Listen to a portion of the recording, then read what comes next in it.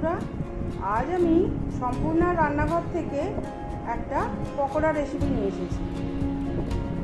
এটা আমি ডিমের শাকের পকোড়া করব। দেখুন, আমি ডিমের শাক বেছে ধুয়ে একদম পরিষ্কার করে নিয়েছি।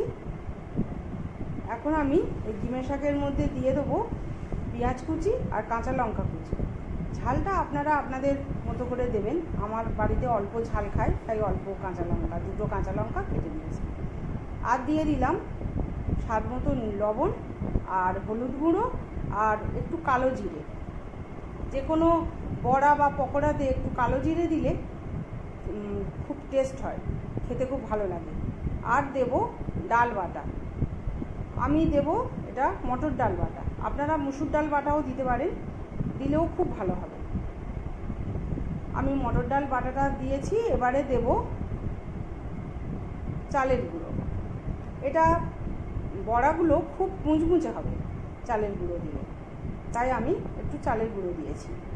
দিয়ে এটাকে আমি খুব ভালো করে মেখে নেব। আর বেসন নিয়েছি, যদি লাগে বেসন তাহলে একটু বেসন দেব, কারণ ডালে জল আছে। দেখুন, মেখে নিয়েছি। আমি একটু বেসন দরকার হলো, একটু বেসন দিয়ে দিয়েছি। একটু বেসন লাগবে, না হলে বড্ড ঠিক বাইন্ডিংটা আসবে না হাতে। এবারে আমি ভাজতে চলে এসেছি। ফ্রাই প্যান বসিয়ে দিয়েছি। ফ্রাই প্যানে সর্ষের তেল দিয়ে দিয়েছি। আমি সর্ষের তেলে ভাজছি, আপনারা সাদা তেলেও ভাজতে পারবেন এটা। তবে সর্ষের তেলে বড়া বা পকোড়া ভাজলে বেশি টেস্ট হয়। আমি সর্ষের তেলে দেবো। এবার হাতে করে নিয়ে ওইরকম পাতলা পাতলা করে দিতে হবে, এটা যেন খুব মোটা না হয়। আর বন্ধুরা, যারা আমার এই ভিডিও ফেসবুক থেকে দেখবেন, তারা আমার ফেসবুক পেজ সম্পূর্ণ ব্লগস একটু ফলো করে রাখবেন। আর যে বন্ধুরা ইউটিউব থেকে দেখবেন, তারা আমার ইউটিউব চ্যানেল সম্পূর্ণ রান্নাঘর সাবস্ক্রাইব করে রাখবেন প্লিজ বন্ধুরা। আর এরকমভাবে আস্তে আস্তে আমি এগুলোকে ভাজবো। গ্যাসটা কিন্তু কমিয়ে রাখতে হবে, কারণ যদি গ্যাস জোরে দেওয়া থাকে তাহলে ওপরটা হয়ে যাবে কিন্তু ভেতরটা কাঁচা থেকে যাবে, তাই এটাকে একটু সময় নিয়ে ভাজতে হবে।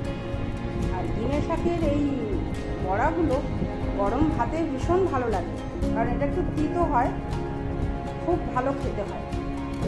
তা দেখুন, আমি অনেকক্ষণ ধরেই গ্যাস কমিয়ে আস্তে আস্তে উল্টে পাল্টে ভেজেছি। এবারে আমার মোটামুটি ভাজা হয়ে এসেছে। এবার আমি তুলে নেব এগুলোকে। এবার আমি তুলে নিচ্ছি সমস্ত পকোড়াগুলো। দু পিঠ লাল করে ভাজতে হবে, তবে এটা খুব ভালো হবে, মুচমুচে হবে। যেহেতু চালের গুঁড়ো দেওয়া রয়েছে, খুব খাস্তা হবে খেতে, আর খুব ভালো লাগে। গরম ভাতে ভীষণ প্রিয় এটা। সবাই খুব, আমাদের বাড়িতে সবাই খুব ভালোবাসে এই ডিমের শাকের বড়া। তাহলে বন্ধুরা, আমার ভাজা হয়ে গেছে। আপনারা ভালো থাকবেন, সুস্থ থাকবেন।